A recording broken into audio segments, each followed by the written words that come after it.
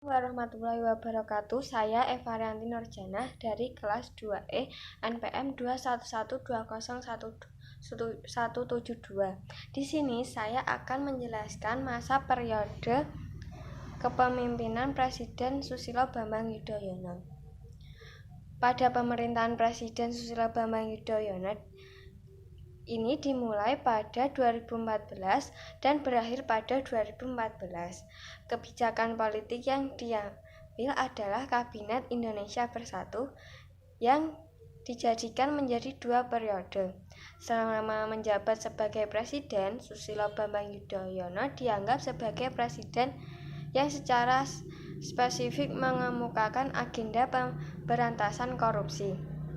Pada zaman SBY, KPK direvitalisasikan dan memiliki posisi politik yang sangat kuat. KPK berhasil membongkar beberapa kasus korupsi, di antaranya korupsi Wisma Atlet yang dilakukan oleh Nasruddin. Pada bidang politik, pemerintahan Presiden Susilo Bambang Yudhoyono terhadap kelancaran program-program pemerintah mengandalkan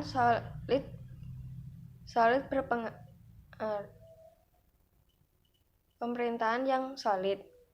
Seperti halnya pada pemerintahan pada era reformasi sebelumnya, pembentukan kabinet pemerintahan merupakan hasil koalisi partai-partai yang mendukung salah satu pasangan calon presiden saat pemilu presiden. Dengan demikian, beberapa koalisi dan hubungan partai-partai yang mendukung pemerintahan Presiden Susilo Bambang Yudhoyono harus dijaga. Salah satunya upaya untuk menjaga konsolidaritasan koalisi pada masa pemerintahan Presiden Susilo Bambang Yudhoyono adalah pembentukan sekretariat gabungan antara Partai Demokrat dengan partai-partai politik lainnya yang mendukung SBY. Pembentukan Satgab juga bertujuan untuk menyatukan visi dan misi pembangunan agar arah koalisi berjalan seiring dengan kesepakatan bersama. Satgab merupakan formasi koalisi yang dianggap SBY sesuai dengan etika demokrasi dan dibentuk sebagai sarana komunikasi politik pada masa pemerintahan SBY. Pada bidang ekonomi sendiri, kenaikan harga komoditas di awalnya menaik sungguh pesat, membuat Indonesia berada di atas angin. Walau hanya sementara, sebelum diterpa krisis global pada 2008, harga minyak, batu bara, dan CPO atau minyak sawit mentah dunia mengalami kenaikan yang cukup signifikan. Minyak yang semulanya 29,32 US dollar per barel di 2004 dihargai 142,3 US dollar per barel di 2008. Begitu juga batu bara yang tadinya 56,68 US dollar per metrik ton di 2004 menjadi 192,86 US dollar per metrik ton di 2008. Lalu, CPO yang semula 1.411 Rm di 2006 naik menjadi 4.298 Rm di 2009.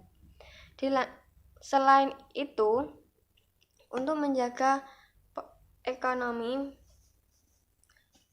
Presiden Soekarno mengangkat beberapa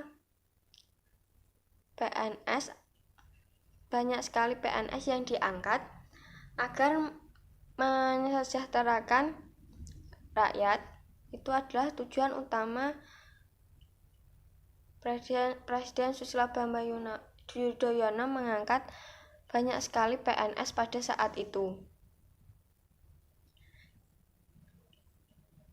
Selama 10 tahun kepemimpinan Susilo Bambang Yudhoyono, penegakan atau supremasi hukum diberikan porsi yang baik dan besar. Di dalam hubungan internasional, peran Indonesia dalam kancah internasional tidak dipandang sebelah mata. Indonesia pada masa itu aktif di berbagai forum internasional seperti APEC dan Global Climate Change. Kemajuan pemerintah SBY tidak sampai di situ saja. Berbagai kemajuan dilakukannya, di antaranya adanya Badan Penyelenggaraan Jaminan Sosial atau BPJS, pendidikan wajib 12 tahun, pembangunan wilayah juga berjalan baik seiring dengan konektivitas.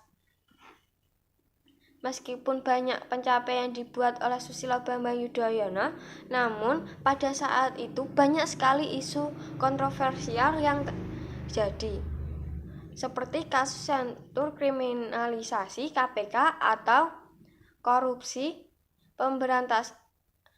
Pemberantasan Korupsi, kasus mafia pajak yang melibatkan Gayus Tambunan, kasus sekretariat gabungan isu Jaksa Agung yang terkait pengangkatan Jaksa Agung Hendarman Suparji, konflik perbatasan Indonesia dan Malaysia. Nah, dapat kita simpulkan pada saat pemerintahan Susilo Bambang Yudhoyono banyak sekali kemajuan yang terjadi, namun juga banyak sekali isu kontroversi yang berkaitan dengan kasus korupsi. Sekian dan terima kasih. Wassalamualaikum warahmatullahi wabarakatuh.